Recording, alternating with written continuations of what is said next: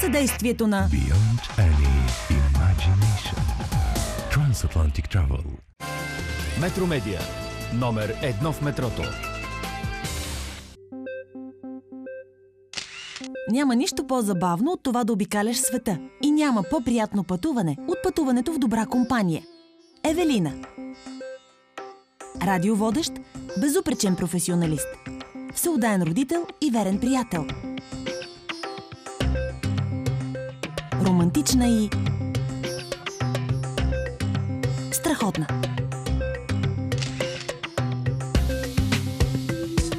Биляна. Търсеща, провокативна, енергична, колекционер на екзотични преживявания. Най-любими са пътуванията с малкия й син.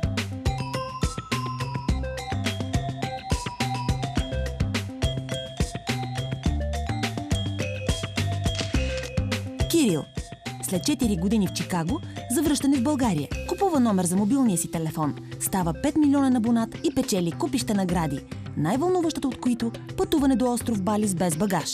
Карина. Приятелката на Кирил. От паяци до токани всички са нейни приятели. Валери. Деловият човек има и своите ваканции. С всяко пътешествие хобитата стават все повече и повече.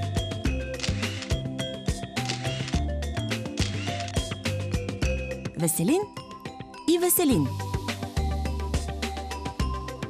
На Веселин името чудесно му подхожда. Неуморим шегаджия, артистичен псевдоним от остров Бали, меценат. А Веселин? Веселин умира от страх в самолетите. Не може да пее, но по всички континенти оставя безброй разбити женски сърца. Сумади. Балиец, религия хинду, баща на 2 красиви дъщери, най-невероятният човек и гид в цяла Индонезия.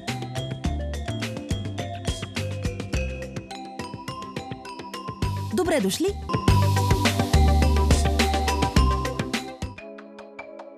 С десетките си хиляди храмове и пагоди, Бали е известен още като острова на 1000 храма.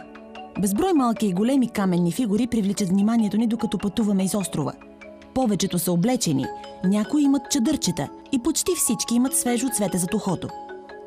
На фона на ислямска Индонезия, Бали се откроява със своя етнос, култура и религия. Населението наброява 3 милиона души, 93% от които са хинди, а останалите – мюсюлмани. Интересно е, че за разлика от Индия, тук кравата не е свещено животно. Хиндуизмът тук има свой собствен облик. Във всяка къща има малък или по-голям храм. И въобще на всяка крачка има храмове. 1000 богове, 1000 храма, демони и свещени дървета. Храмовете на Бали са заградени от каменна стена, която разделя свещеното място от селото. Въпросите ни валят един след друг. Защо каменните фигури имат цветя зад ушите? Защото местните вярват, че цветята от неизменния сутрешен ритуал носят енергията на закрилата през целия ден. Защо са облечени всички фигури? Защото тук вярват, че статуите имат душа, изпитват чувства и трябва да са облечени като нас хората. Може ли всеки да влезе в храма? Всяко чисто сърце е добре дошло, е отговорът на Сумади.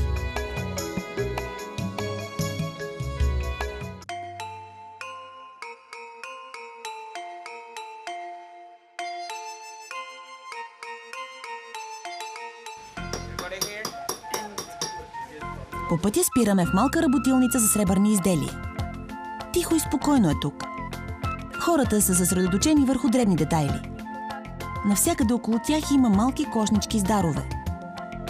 Сумади обещава да ни разкаже по-късно за това. Той твърди, че балинезийските бижута са много красиви. В секундата, в която прекрачихме прага на магазина до работилницата, забравихме, че бързаме.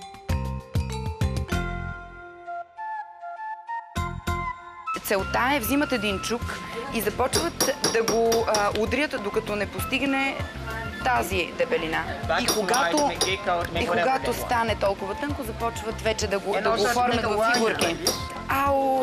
Ето, виж, само погледни какво са направили. How long does it take to make that? More than a day, I think, this one. Това са тези плодове, от които се прави лепилото.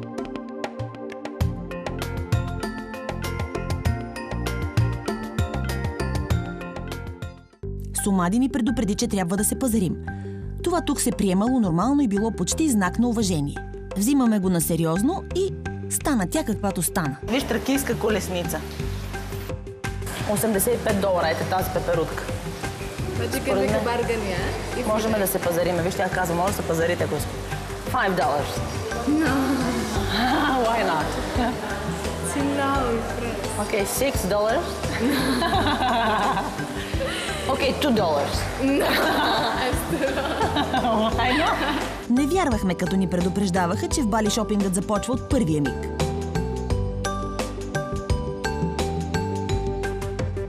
Ти са за крака. Гривнички.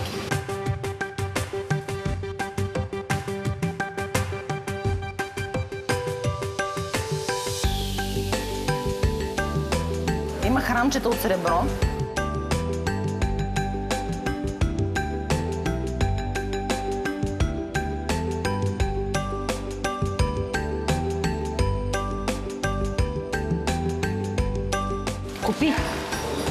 Купи нещо, купи гривничка, купи пръстенче, обици, купи. Че са красиви, само погледни какво правя живи са. You have to tell me the price for them. Много са красиви, нали? Еми направиха 40% от стъпа. Може да си представиш.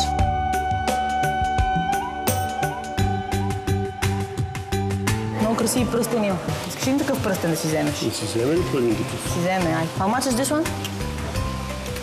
$70. Скъпичък е, дете. Скъпичък е, сега ще го намалим.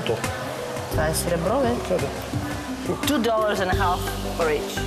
$2. Still low. No. 35. This is $50. And this is... 70. Халички си. Халичка ли съм? Въобще не то? Окей, 75. Става ли? Окей. Okay. Я да видим, а не на този пръст. Ай, сега. Красиво е, нали? Ти доцепи някакво. Дали си купихме най-хубавото или си купихме най-грозното, а? Не гледахме много, я да погледаме.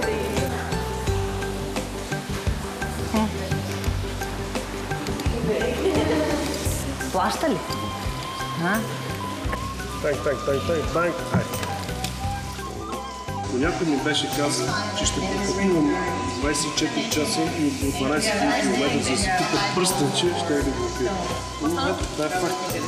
Това са жените. Какво могат да доведат жените или мъж? До припадък, до безумие, до... Имаш ли си пръстен сега? Тича на часовете. Малко ми е големичко, видиш? Аз нали ще надебелея. Кажи без багаж.